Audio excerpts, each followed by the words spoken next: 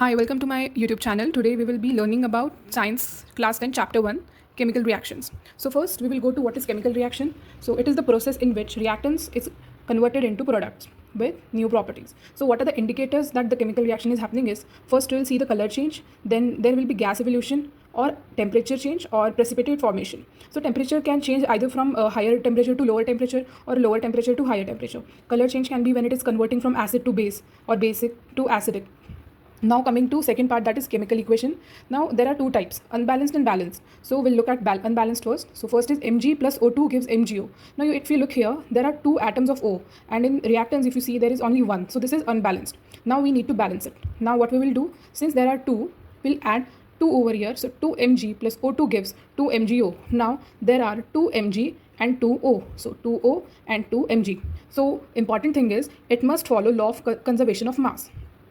Now steps to balance equation. First, write skeletal equation. Second, balance metals. Third, balance non-metals. Fourth, balance HNO last.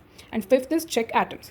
Coming to fourth, types of chemical reactions. Now if you see, first is combination. So 1 plus 2 is giving some product. That is A plus B is giving AB.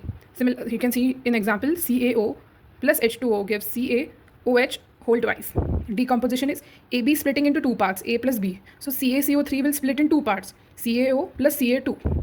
So this can be of three types: thermal, electrolytic and photolytic. Now coming to displacement part. So A plus BC gives AC plus B. So B is displaced and A and C is having combination reaction. You can see in the example Zn plus CuSO4 gives ZnSO4 plus Cu.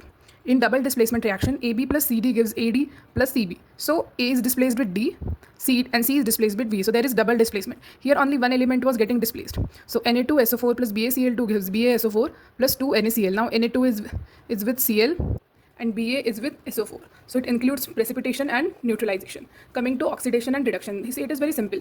You remember oxidation is always addition of O or removal of hydrogen. Reduction is removal of oxygen and addition of hydrogen. So if you look in the example, CuO plus H2 gives Cu plus H2O. So what is happening? Oxygen is getting removed from Cu. So oxidation is happening over here in the reactants, and in H2O is getting added. So what is happening? Reduction. So similarly, oxidizing agent is what? Gives oxygen, and reducing agent is what? Removes oxygen. Now very simple concept, exothermic versus endothermic. Exothermic is what? Heat is released, and endothermic is heat is absorbed. So when ice is melting, it absorbs heat and it converts into liquid.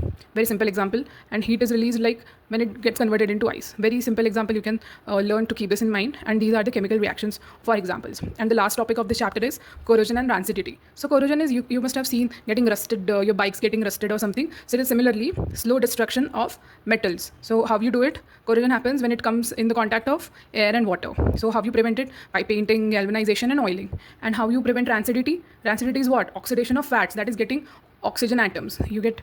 So refrigerating airtight containers and nitrogen flushing. So guys, I'll be uploading more videos, so please subscribe to my channel and follow for